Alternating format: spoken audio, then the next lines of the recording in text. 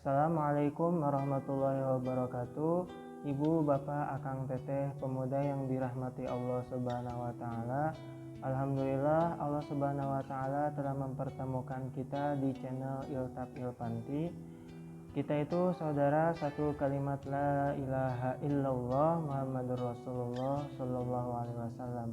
Layaknya saudara, kita harus saling mengingatkan. Jangan sampai setan berhasil mengganggu kita untuk men-skip video atau channel yang bermanfaat.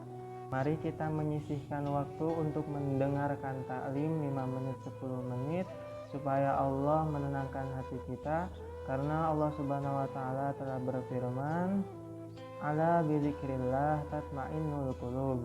Hanya dengan mengingat Allah hati akan menjadi tenang. Ta'lim adalah salah satu metode untuk mengingat Allah Subhanahu wa Ta'ala.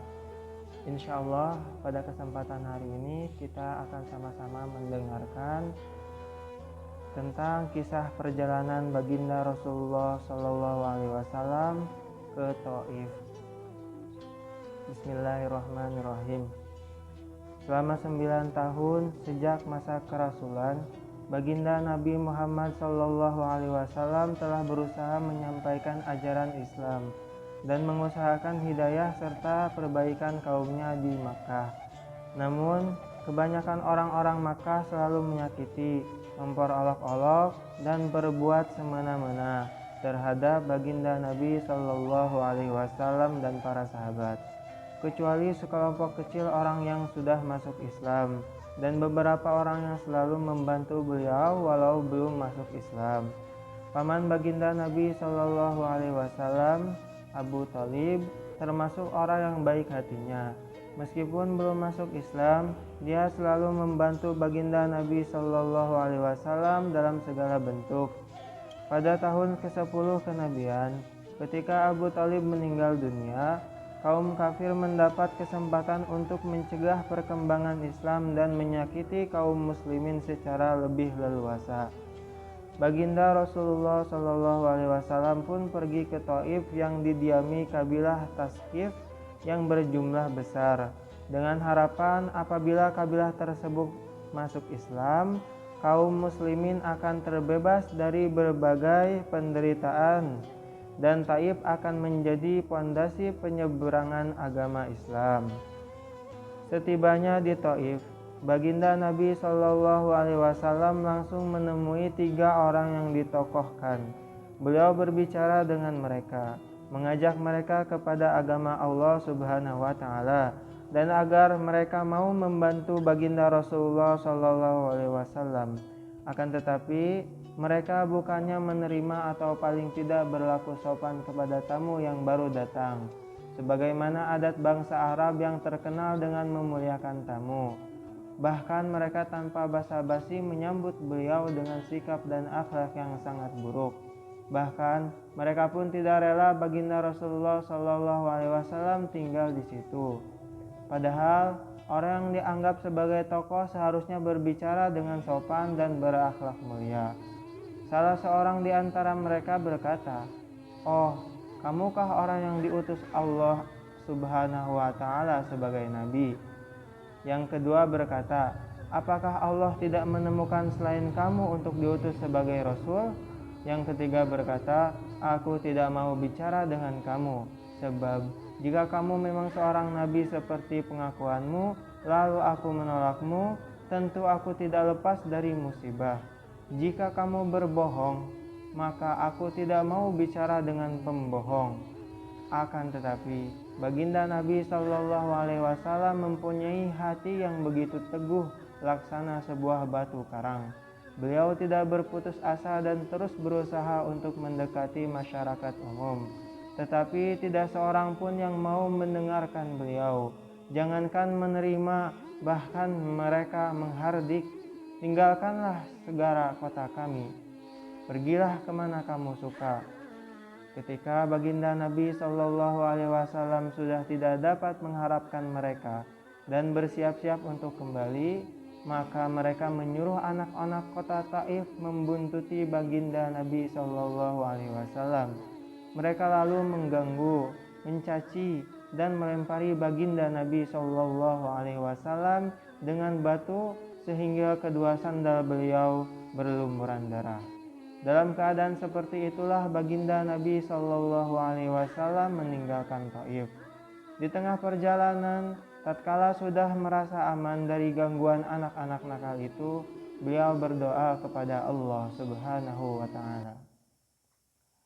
Allahumma ilaika ashku du'afa quwwati wa qillata hilati wa hawani 'alan nas ya arhamar rahimin anta rabbul mustad'afin wa anta rabbi ila ma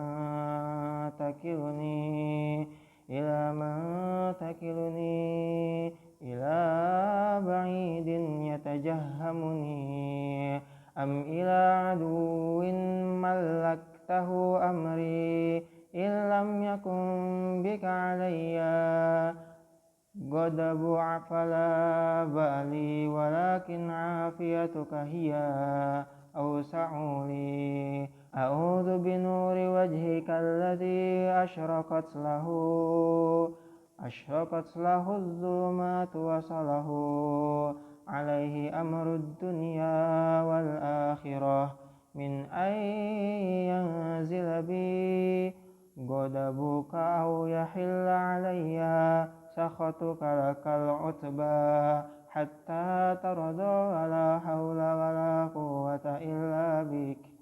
Ya Allah, aku adukan kepadamu lemahnya kekuatanku, habisnya upayaku, dan kehinaanku dalam pandangan manusia.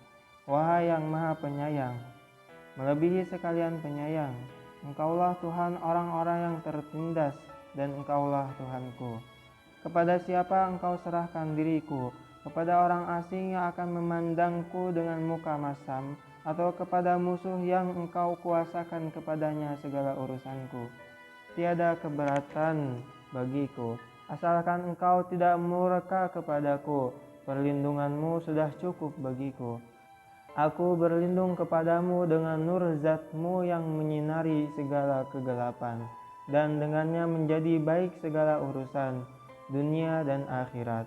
Aku berlindung dari turunnya kemarahan-Mu kepadaku atau kemarahan-Mu kepadaku. Aku sanggup berbuat apa saja hingga Engkau ridho. Tiada daya dan upaya melainkan dengan-Mu.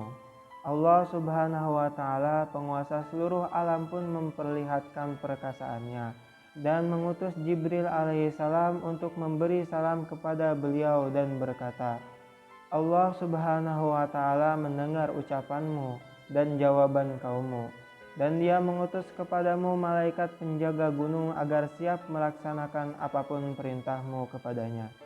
Malaikat penjaga gunung itu pun datang dan memberi salam kepada baginda Nabi Shallallahu Alaihi Wasallam seraya berkata, apapun yang engkau perintahkan akan aku laksanakan.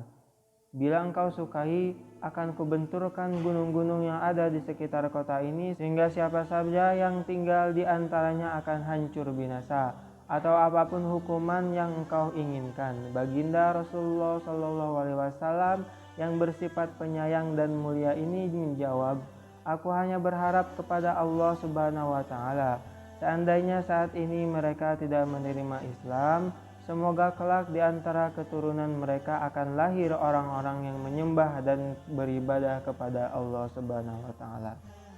Fadilah, demikianlah akhlak baginda Nabi Shallallahu Alaihi Wasallam yang mulia. Kita mengaku sebagai pengikutnya, namun ketika sedikit kesulitan atau celaan menimpa kita, kita langsung marah, bahkan menuntut balas seumur hidup. Kezaliman dibalas dengan kezaliman, sambil kita terus mengaku sebagai umat baginda Nabi Shallallahu Alaihi Wasallam. Meskipun mengalami penderitaan dan kesusahan yang berat, baginda Nabi Shallallahu Alaihi Wasallam tidak berdoa buruk dan tidak menuntut balas. Alhamdulillah, kita telah sama-sama mendengarkan fadilah tentang bagaimana akhlak Nabi kita Muhammad Shallallahu Alaihi Wasallam. Mudah-mudahan Allah Subhanahu wa taala memberikan kita akhlak yang mulia itu kepada keluarga kita dan saudara-saudara kita. Amin ya rabbal alamin. Kita tutup dengan kifaratul majlis. Subhanallah wa bihamdihi, subhanakallahumma wa bihamdika, asyhadu an la ilaha illa anta, astaghfiruka wa atubu ilaik.